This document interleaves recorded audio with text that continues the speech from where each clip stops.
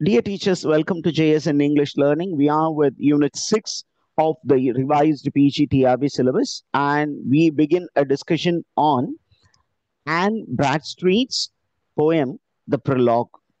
Look at the title of the poem, The Prologue. அந்த poem வந்து on பிராட்ஸ்ட்ரீட் அப்படிங்கிற ஒரு ஃபெமினிஸ்ட் ரைட்டர் எழுதிய போயம், ஒரு அமெரிக்கன் ஃபெமினிஸ்ட். அவங்கள பத்தி இன்னும் கொஞ்ச நேரம் கழிச்சு பார்ப்போம். பட் இந்த டைட்டில் வந்து ரொம்ப இன்ட்ரெஸ்டிங்கா இருக்கு. It is titled as the prologue. இப்போ ப்ரிலாக் அப்படிங்கிற வேர்டுடைய மீனிங் என்ன அப்படின்னு ஃபர்ஸ்ட் தெரிஞ்சுக்கிட்டோம்னா, இந்த போயம் எந்த மாதிரி போயம் அப்படின்னு நமக்கு தெரியும். The prologue, pro means before, logue. What is the meaning of the word logue? Have you heard of the meaning of the word log? To study. Prologue. Log அப்படின்னா LOGUE, which means a discourse.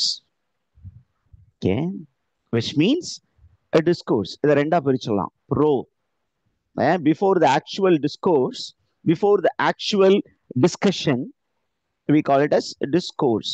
A pointed discussion is called a log. Pro means before. Okay, before the actual discourse, அதான் meaning. அப்ப this particular poem by Anne Bradstreet எதுக்காக எழுதப்பட்டது அப்படின்னா, it is like an introduction to the poems written by Anne Bradstreet. Did you get that, teachers? This poem is going to be a kind of introduction to the works written by Anne Bradstreet. Anne Bradstreet நிறைய poems எழுதி இருக்காங்க. அவங்க பாத்தீங்கன்னா இந்த particular போயமா என்ன பண்ணியிருக்காங்க அப்படின்னா, in 1650 she included this poem in a collection titled The 10th Muse Lately Sprung Up in America அப்படிங்கிற அந்த ஒரு collection. The 10th Muse Lately Sprung Up in America அப்படிங்கிற ஒரு பொயட்ரி கலெக்ஷன்ல என்ன பண்ணியிருக்காங்க அப்படின்னா, இந்த போயமை இன்க்ளூட் பண்ணியிருக்காங்க. ஓகே, ப்ரோலாக் அப்படின்னா என்ன அப்படின்னா நம்ம ஏற்கனவே சொல்லிட்டோம். What is that? Before the actual volume, this particular poem will serve as a introduction. அந்த பொயட்ரி அந்தாலஜி, அவங்க நிறைய பொயட்ரி எழுதியிருக்காங்க. அந்த பொயட்ரிக்கெல்லாம் ஒரு முகவுரை, முன்னுரை மாதிரி இந்த ஒரு கவிதை விளங்க போகிறது. Did you get this idea clearly, teachers? Yes, sir. Okay, so this poem was placed as a preface to that volume which was published in 1650. அந்த வால்யூமுடைய டைட்டில் எடுத்துக்கோங்களேன், பாருங்க, அந்த வால்யூமே ரொம்ப இன்ட்ரெஸ்டிங்கா டைட்டிலிங்.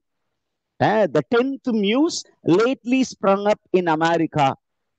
Muse அப்படின்னா the goddess of, the goddess of knowledge, Zeus அப்படிங்கிற அந்த Greek God. அந்த ஜெயூஸுக்கும் காட் ஆஃப் நாலேஜுக்கும் ஒரு 9 மகள்கள் பிறந்தார்கள் அப்படின்னு கிரீக் மெத்தாலஜி சொல்லுது. Who are the muses? Come on, somebody repeat. Who are the muses? Muses are the daughters of Zeus. They are the daughters of Zeus, the Greek god Zeus. அந்த தலைமை கடவுள். அந்த தலைமை கடவுளுக்கு வந்து அவருக்கும் the god of memory, the goddess of memory ஒருத்தவங்க இருந்தாங்க. அவங்களுக்கும் புதல்வியர், ஒரு 9 புதல்வியர் இருந்தாங்க. சரி, அவங்க யாரு அப்படின்னு நீங்க கேட்டீங்கன்னா, நமக்கு அதை பத்தி நீங்க கொஞ்சம் ப்ரௌஸ் பண்ணி தெரிஞ்சுக்கோங்க. ஏன்னா நிறைய நேம்ஸ் இருக்கு. கிரீக் மெத்தாலஜியில muses are the 9 daughters of the chief deity called Zeus, the Titan, and the goddess of memory called Mnemosyne. Mnemosyne அப்படிங்கிற அந்த மெமரிக்கான டெய்டிக்கும் பிறந்த 9 புதல்வியர் இருந்தாங்க. கிரீக் மெத்தாலஜியில இருந்தாங்க. அண்ட் இந்த 9 மியூசஸும் ஒவ்வொரு டொமைன் ஆஃப் நாலேஜுக்கு இன்சார்ஜா இருந்தாங்க. அப்ப அந்தந்த டொமைன்ல இருக்கிறவங்க அந்த டொமைன்ல ஏதாவது ஒரு முக்கியமான விஷயம், இப்போ பொயட்ரி எழுதணும், லவ் பொயட்ரி எழுதணும்னா ஒரு பர்டிகுலர் மியூஸ் இருப்பாங்க. அந்த பர்டிகுலர் மியூஸை என்ன பண்ணணும், இன்வோக் பண்ணிட்டு ப்ரேயர் பண்ணிட்டு இறை வணக்கம் செலுத்திட்டு அதுக்கப்புறம் தான் போயட்ரி எழுதுவது வழக்கம். Suppose you are going to right a tragedy, அப்ப ட்ராஜடிக்கான ஒரு மியூஸ் இருக்காங்க, அந்த மியூஸுக்கு என்ன பண்ணணும், ஒரு ப்ரேயர் சொல்லிட்டு அதுக்கப்புறம் நீங்க ட்ராஜடி எழுதுவது வழக்கம். இப்படிதான் கிரீக் வேர்ல்டுல இருந்தது. இதே இதே வழிமுறை வந்து எல்லா இலக்கியங்களிலும் இருக்கிறது. அப்ப இவங்க என்ன சொல்லியிருக்காங்கன்னா, the 10th muse he has she has included this word என்ன வேர்டு, ஏற்கனவே 9 மியூஸ் கிரீக் வேர்ல்டுல இருக்கு, இப்ப அமெரிக்கால ஒரு 10வது மியூஸ் உருவாகி இருக்கிறது. What is this 10th muse? The 10th muse is and none other than the writing of the female in America. Did you get this idea, teachers?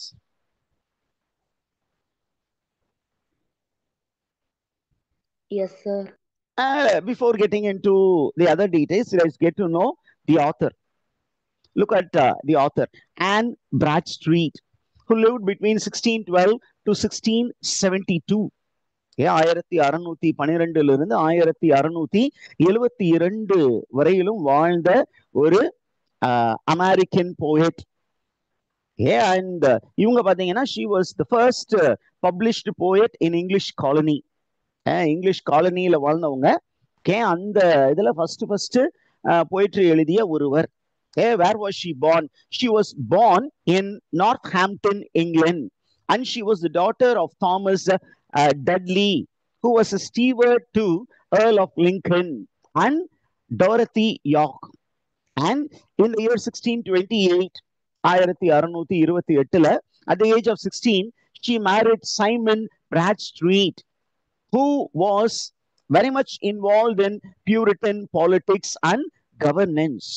இந்த பியூரிட்டன் பாலிடிக்ஸ்ல இருக்கக்கூடிய ஒரு பொலிட்டீஷியனை மேரி பண்ணியிருக்காங்க. And you know these Puritans were what happen, they were actually persecuted in England.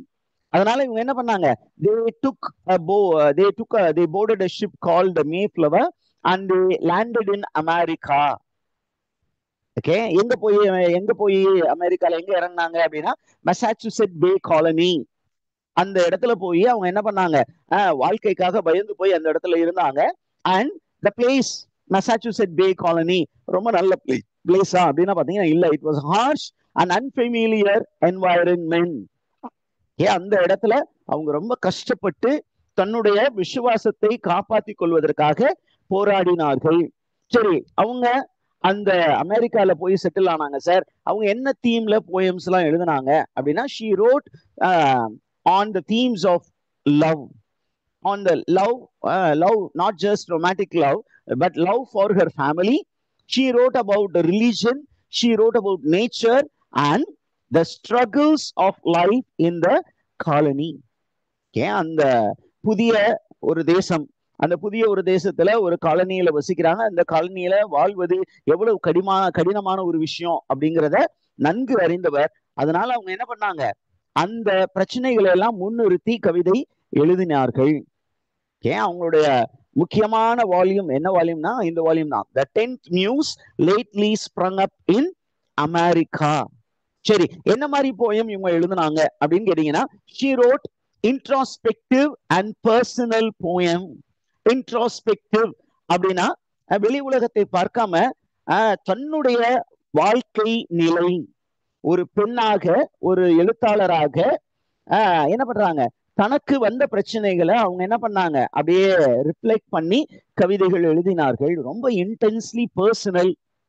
என்ன sir அப்போ ஒரு பெண்ணாக இவங்களுக்கு என்ன சார் பிரச்சனை வந்திருக்கும் அப்படின்னா, ஒரு எழுத்தாளர் அப்படி எழுத்தாளருக்கே 1008 பிரச்சனை, இதுல ஒரு பெண் எழுத்தாளர் அப்படின்னா was a woman writer recognized by the society அப்படின்னா அது ஒரு பெரிய question mark.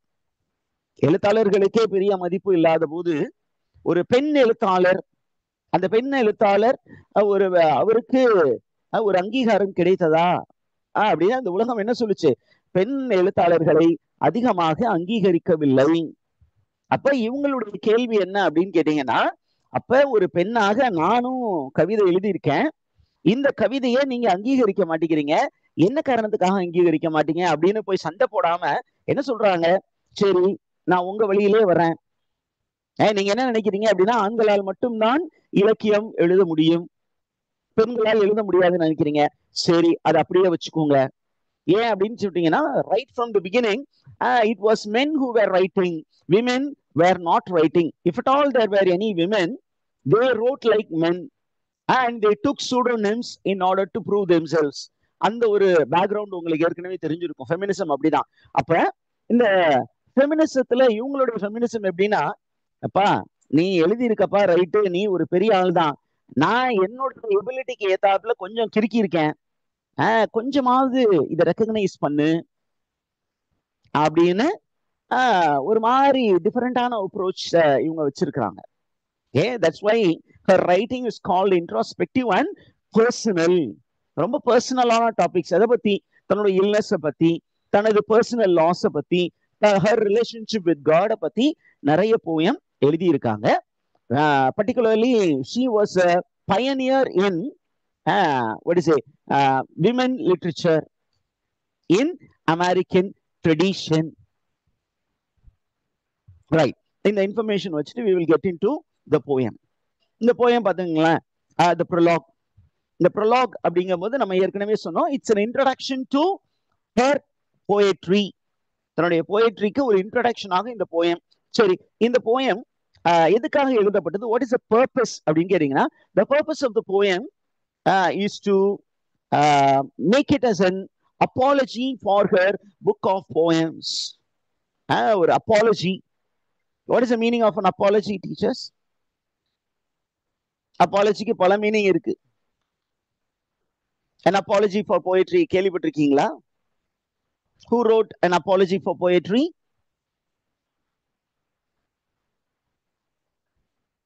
Yes, Sir Philip Sidney. Sir Philip Sidney.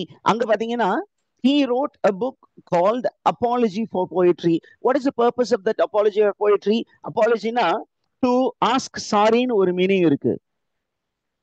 To ask sorry.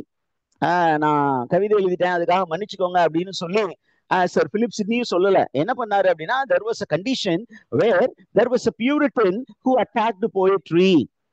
He actually had 4 charges against poetry.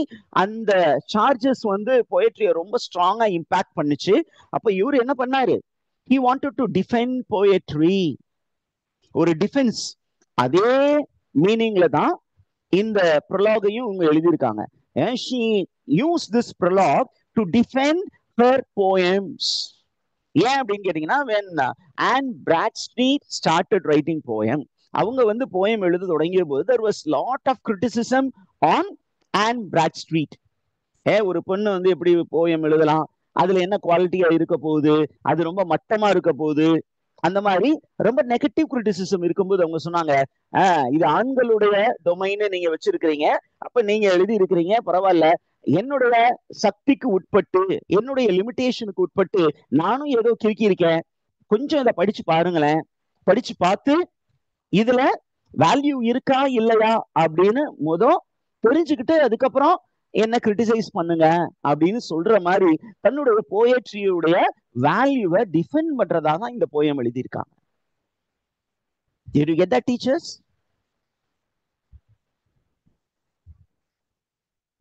Right? It is a kind of defense of her poem. Now, come down to the structural aspect of the poem. It is, this particular poem is an 8 stanza poem. மொத்தம் 8 stanza இருக்கு. Okay, எத்தனை stanzas இருக்கு இந்த போயத்துல? 8 stanza. 8 stanzas. ஒவ்வொரு ஸ்டான்ஸாலையும் 6 lines. ஒவ்வொரு ஸ்டான்ஸாலையும் எத்தனை lines இருக்கு? 6 lines. There are 6 lines. 6-line poem is called sestet. இப்ப இந்த sestet உடைய rhyme scheme is ABA BCC in the last words. Okay, இங்க இருக்கு பாருங்க, you can easily find it. Okay, A B A, அப்புறம் என்ன சொன்னோம்? Let's put it here. B A followed by B A B A. This one B B C. Okay. This is the rhyme scheme of the poem. Okay. இதுதான் rhyme scheme. தொடர்ச்சியா எல்லா ஸ்டான்ஸ்லயும் இதே மாதிரி rhyme scheme இருக்கும். இதை நீங்க தெரிஞ்சு வச்சுக்கணும். இதுதான் நமக்கு முக்கியமானது. அப்ப இந்த ஸ்டான்ஸாவுடைய பேரு செஸ்டெட். இதுல இந்த ரைம் ஸ்கீம் இருக்கு அப்படிங்கிற ஒரு விஷயம் ஃபர்ஸ்ட் தெரிஞ்சுக்கோங்க. அதற்கு அடுத்தது என்ன ரொம்ப முக்கியமானது அப்படின்னா, சரி என்ன மீட்டர் யூஸ் பண்ணாங்க அப்படின்னா, she has used iambic pentameter. She has proved that women can use iambic pentameter. ஏன்னா அந்த டைம்ல வந்து ஆண்கள் மட்டும்தான் இதுல மாஸ்டர். லிட்ரேச்சர் எழுதுறதுல, போயட்ரி எழுதுறதுல ஆண்களுக்கு மட்டும்தான் திறன் இருந்தது என்று நம்பிக்கொண்டிருந்த காலகட்டத்தில் இவங்க என்ன பண்ணியிருக்காங்க, ரொம்ப போல்டா அயாம்பிக் பென்டாமீட்டர் அப்படிங்கிற மீட்டரை யூஸ் பண்ணி அழகா ஒரு போயம் எழுதி இருக்கிறாங்க.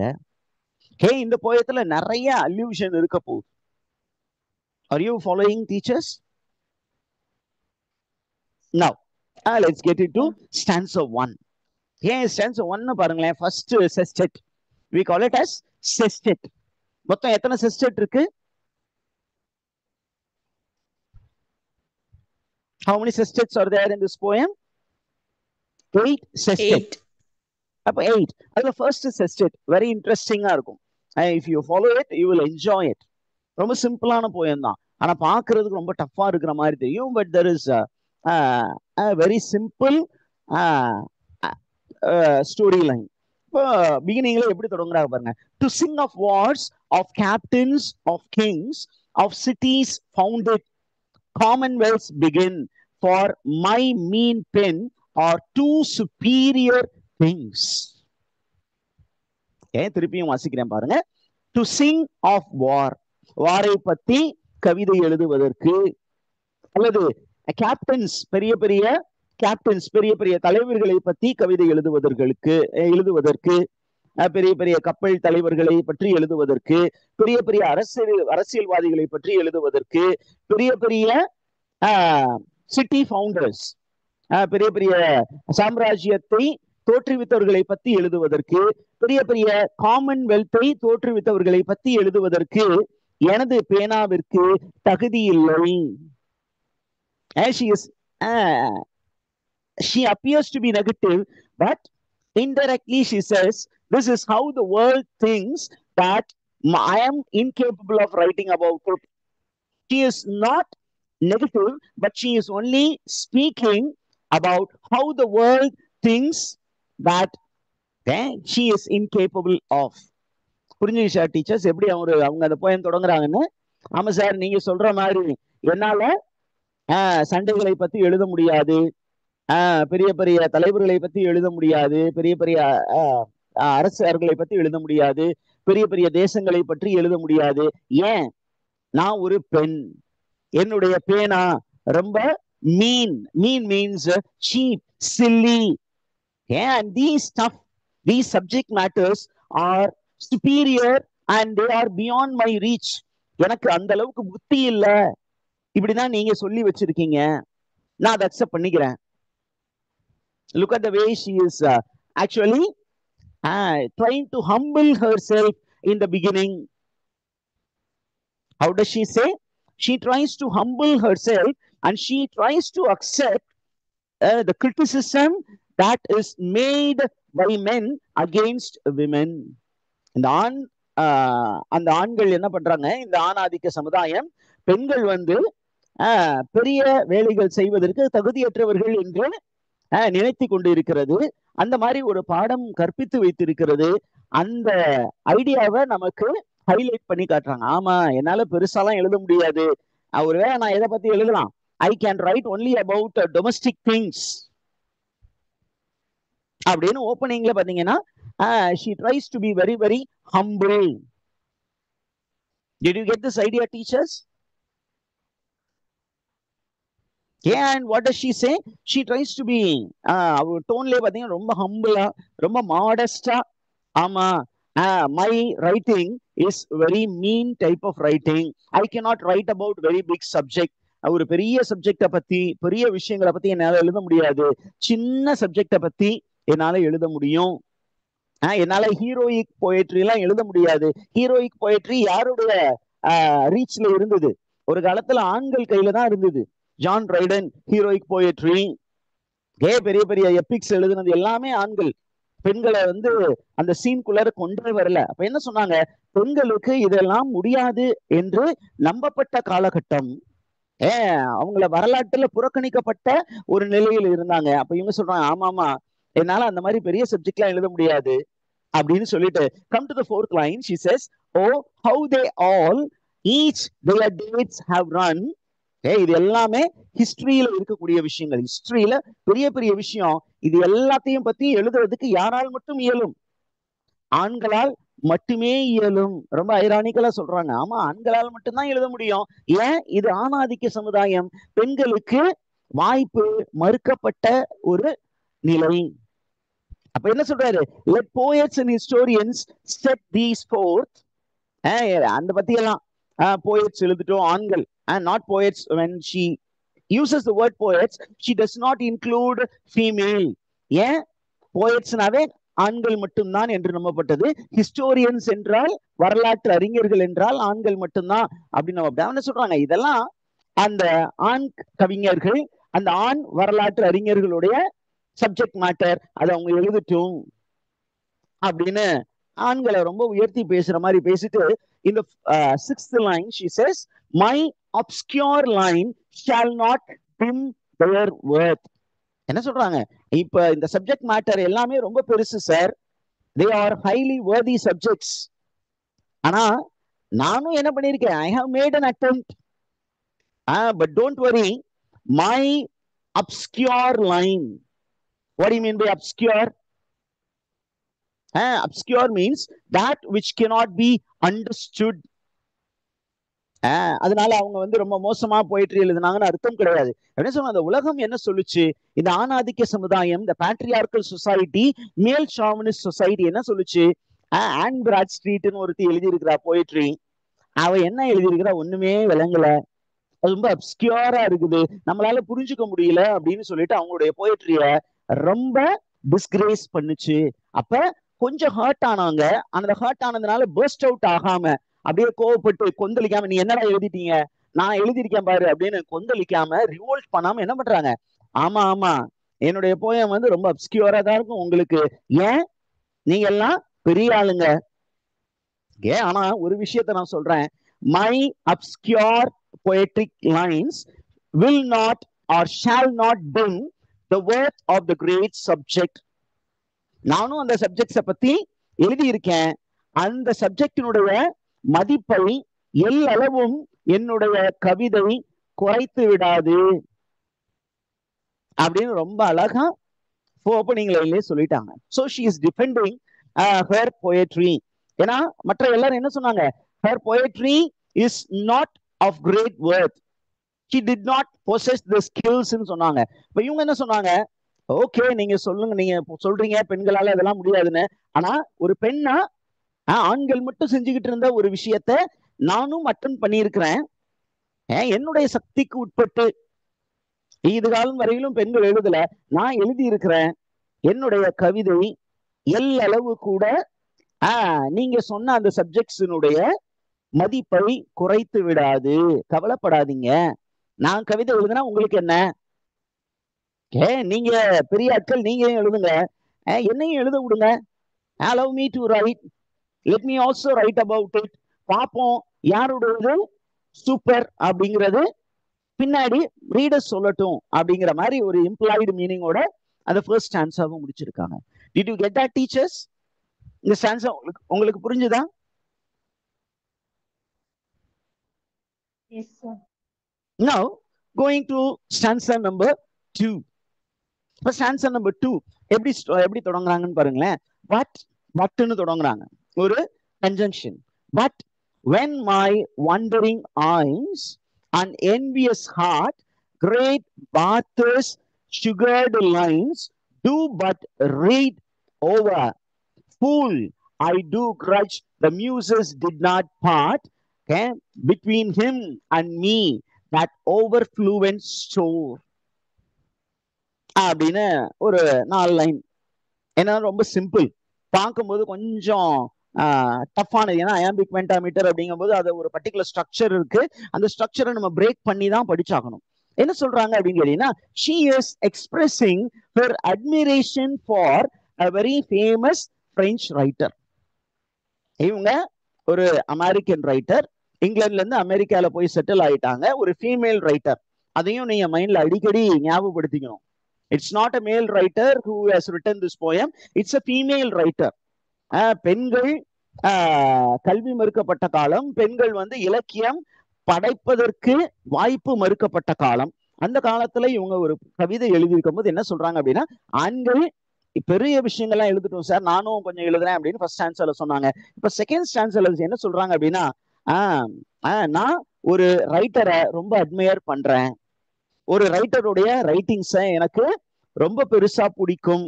யார் அந்த ரைட்டர் அப்படிங்கும் போது ஓப்பனிங் செகண்ட் லைன்ல சொல்றாங்க, கிரேட் பாட்டிஸ். பாட்டிஸ்னா யாரு அப்படின்னு பாத்தீங்கன்னா, it is Guillaume du Bartas. Okay, Guillaume du Bartas அப்படிங்கிற ஒரு writer. Okay, Guillaume du Bartas, a French writer whom all the Puritans admired. இந்த பியூரிட்டன்ஸ் அப்படிங்கக்கூடிய அந்த Christian sect, people who believed in salvation, தங்களுடைய மீட்பு, அந்த மீட்புக்காக என்ன பண்ணணும், ரொம்ப ஆஸ்டியர் லைஃப், ரொம்ப கடுமையான வாழ்க்கை முறை வாழ்ந்தார்கள். அந்த மக்கள் வந்து விவிலியத்திற்கு, அந்த வேதத்திற்கு முக்கியம் கொடுத்தாங்க. அந்த வேதத்துல இருக்கக்கூடிய வார்த்தைகள் அப்படியே வாழ்க்கையில ஃபாலோ பண்ணணும்னு நினைச்சாங்க. எந்த ஒரு லக்ஸரியும் வாழ்க்கையில் இருக்கக்கூடாது அப்படின்னு ரொம்ப கடுமையான ஒரு வாழ்க்கை முறை வாழ்ந்த ஒரு group of people, puritans. The purity of the சோலை பத்தி நினைச்சக்கூடிய மக்கள். இந்த பியூரிட்டன்ஸ்க்கு எல்லாமே ரொம்ப பிடிச்ச ஒரு போயட் அப்படின்னா பிரெஞ்சு வேர்ல்டுல இருக்கக்கூடிய குலாமே து பாட்டிஸ் அப்படிங்கிற பிரெஞ்சு ரைட்டர். இவர் பாத்தீங்கன்னா 1544 இருந்து 1590 வரையிலும் வாழ்ந்த ஒரு ரைட்டர். இந்த ரைட்டர் எதுக்கு ரொம்ப பேர் போனவர் அப்படின்னா, he wrote grand poems or heroic poems. grand poems, ரொம்ப பெருசா பயங்கரமான போயம். heroic poem அப்படின்னா celebrating the success of a hero. And he also wrote an epic poem about Christian history titled The Divine Weeks. அவர் கிறிஸ்தவத்தை அடிப்படையாக கொண்டு, அந்த கிறிஸ்தவத்துல இருக்கக்கூடிய characters, அவங்களுடைய ஹிஸ்டரிய அடிப்படையாக கொண்டு என்ன பண்ணாரு, எபிக் போயம் எழுதி இருக்கிறார். அந்த எபிக் போயமுடைய டைட்டில் வந்து த டிவைன் வீக்ஸ். அப்ப அந்த பர்டிகுலர் ரைட்டருடைய ரைட்டிங் ஸ்டைல் இருக்குல்ல, அதை இவங்க கண்டு நான் ரொம்ப வியந்து இருக்கிறேன் அப்படிங்கிறாங்க. ஃபர்ஸ்ட் லைன்ல வாங்களேன், 2 வேர்டு இருக்கு. அந்த கவிதையை நான் வாசிக்கும் பொழுது, என் கண்கள் வியப்பில் ஆழ்ந்தன. with wondrous eye I wondered, எப்படி சார் இந்த ஆளால இந்த மாதிரி எழுத முடிஞ்சிச்சு அப்படின்னு நான் அவருடைய இலக்கிய ஆற்றலை கண்டு வியந்தேன். Number 2, the second feeling. நம்ம ஆத்தர் கிட்ட ஆன் பிராட்ஸ்ட்ரீட் அந்த பாட்டஸை படிக்கும் பொழுது அவங்க மனசுல ஒரு ஃபீலிங் ஆஃப் என்வி வந்தது. என்வினா என்ன, ஜெலசி. யோ, உன்னால மட்டும் ஏன் இப்படியா முடிஞ்சிச்சு அப்படின்னு சொல்லி ஒரு பொறாமை. ஏன் அந்த பொறாமை கொள்ளும் அளவுக்கு அந்த பாட்டஸ்ட என்ன திறமை இருந்தது அப்படின்னு கேட்டீங்கன்னா, அவர் எழுதிய அந்த நடை இருக்குல்ல, அந்த நடை என்ன மாதிரி நடையா இருந்தது, sugar coated lines. Sugar coated lines. Sugar coated அப்படின்னா வார்த்தையை வச்சு விளாண்டுருக்கிறார். இனிக்க இனிக்க கவிதை எழுதி இருக்கிறார். அந்த இனிக்க கவிதை படைத்து இருந்தார் இல்லையா, ஒரு பெரிய இலக்கியங்கள் படைத்திருக்க, பேர் இலக்கியங்கள்னு சொல்லுவோம். இந்த பேர் இலக்கியங்கள் படைச்சிருக்கும் போது அந்த இலக்கியத்தை படிக்கும் போது ஆன் பிராட்ஸ்ட்ரீட்டுக்கு ஒரு விஷயம் புரிஞ்சிருச்சு. என்ன அப்படின்னா, இது மனிதனால் மனிதனுடைய சக்தியால் எழுதப்பட்டது இல்ல, இது அந்த மியூசஸே என்ன பண்ணாங்க, they have inspired him to write this poetry. It was not intellectual poetry, but it was inspired poetry. ஏதோ ஒரு தூண்டுதலால் எழுதப்பட்ட கவிதை. அப்ப இந்த தூண்டுதல் யாரிடம் இருந்து வந்திருக்கும் அப்படின்னு சொன்னா, திருப்பியும் கிரீக் வேர்ல்டுக்கு தான் போகணும். இந்த தூண்டுதல் யாரிடம் இருந்து வரும் அப்படின்னா, a man cannot excel in a field unless or otherwise he is inspired by the muse of that particular field. இவரு ஒரு poet. இவரு ஒரு poet. அப்ப ஒரு என்ன poetன்னு சொன்னோம்? French poet. French poet. French poetல epic poetry எழுதியிருந்தாரு. Am I right? அப்ப இந்த epic poetry அப்படிங்கிற epic poetryக்கான மியூஸ் யாரு அப்படின்னு நீங்க பாத்தீங்கன்னா I'm going to put it here. Epic poetryக்கான மியூஸ் வந்து in Greek it is Calliope. அப்ப இந்த Calliope என்ன பண்ணியிருக்காங்க அப்படின்னா இவரை தொட்டிருக்காங்க. அந்த Calliope என்ற அந்த ஒரு மியூஸ் இவரை ஈர்த்திருக்கிறது. அந்த ஈர்ப்பினாலே அந்த ஒரு பிளெஸிங்னால இவர் என்ன பண்ணியிருக்காரு, பயங்கரமான ஒரு கவிதை படைத்து இருக்கிறார். இப்ப இவங்களுக்கு ஒரு பொறாமை, அந்த அளவுக்கு மட்டும் இவ்வளவு இன்ஸ்பிரேஷன் கொடுத்தீங்கல்ல, ஏன் எனக்கு அந்த அளவுக்கு இன்ஸ்பிரேஷன் கொடுக்கல? பாட்டஸ பயங்கரமா இன்ஸ்பயர் பண்ணீங்க, ரொம்ப பெரிய பிளெஸிங்க கொடுத்துட்டீங்க. நானும் உங்க பிள்ளை தானே, நானும் உங்க செல்லக்குட்டி தானே, ஏன் எனக்கு அந்த அளவுக்கு கொடுக்கல? அப்படிங்கிறது தான் இந்த ஸ்டான்ஸாவுடைய மெயின் ஐடியா. கீழே வாங்களேன். A Bartes can do what a Bartes will. இந்த Bartes அப்படிங்கிறவரு ஒரு பெரிய கவிஞர் சார், பிரெஞ்சு வேர்ல்டுல பெரிய கவிஞர். அவர் வந்து யாருடைய செல்ல பிள்ளை? Calliope அப்படிங்கிற அந்த மியூஸ் உடைய செல்ல பிள்ளை, எபிக் போயட்ரி உடைய பேட்ரன் Calliope. அந்த Calliope அப்படிங்கிற அந்த மியூஸினுடைய செல்ல பிள்ளை. அதனால அவருக்கு நிறைய பிளெஸிங் கொடுத்துட்டாங்க. அவரு ரொம்ப பெரியவரு, ஆனா நான் சின்ன பிள்ளை, சின்ன குட்டி. அப்ப எனக்கு கொஞ்சம் பிளெஸிங் கொடுத்துருக்காங்க, அவருக்கு நிறைய பிளெஸிங் கொடுத்துட்டாங்க, எனக்கு கொஞ்சம் பிளெஸிங் கொடுத்துட்டாங்க. அவரு அவருடைய சக்திக்கு உட்பட்டு பெரிய விஷயங்கள் செய்யட்டும், நான் என்னுடைய சக்திக்கு உட்பட்டு என்னுடைய ஸ்கில்ல வச்சு அட்லீஸ்ட் ஒரு சின்னதா ஏதாவது நான் எழுதுறேனே, என்னையும் விடுங்க, எழுதுறேன், விடுங்க. Don't prevent me from writing poetry. அவரு பெருசா எழுதுறாரு அப்படின்னா அவரு எழுதிட்டு போகட்டும், நான் சின்ன பிள்ளை தானே, நான் கவிதை எழுதிட்டு போறேன், ஒரு ஓரமா நின்றுட்டு போறேன், விட்டுருங்க அப்படின்னு சொல்லிட்டு second ஸ்டான்ஸால she is almost telling that allow women to write poetry because women are also skilled. Don't expect women to have great skill as trained men would have. பெரிய திறமைசாலிகள், பல ஆயிரம் வருடங்கள் பயிற்சி பெற்ற இந்த ஆண் ஆதிக்க சமுதாயத்தில் வாழக்கூடிய ஆண்கள் எழுதுவதற்கு நிகரான கவிதைகள் பெண்களால் ஏற்ற முடியுமா என்று தெரியவில்லை. ஆனா எங்களுடைய சக்திக்கு உட்பட்டு நாங்க எழுதக்கூடிய கவிதைய என்ன பண்ணாதீங்க, உதாசீனப்படுத்தாதீர்கள், நாங்களும் எழுதுறோம் அப்படின்னு செகண்ட் ஸ்டான்ஸ்ல சொல்றாங்க. Did you understand that, teachers? Yes, sir. Yes, sir. Okay, we will break and we will restart. We'll have a break of some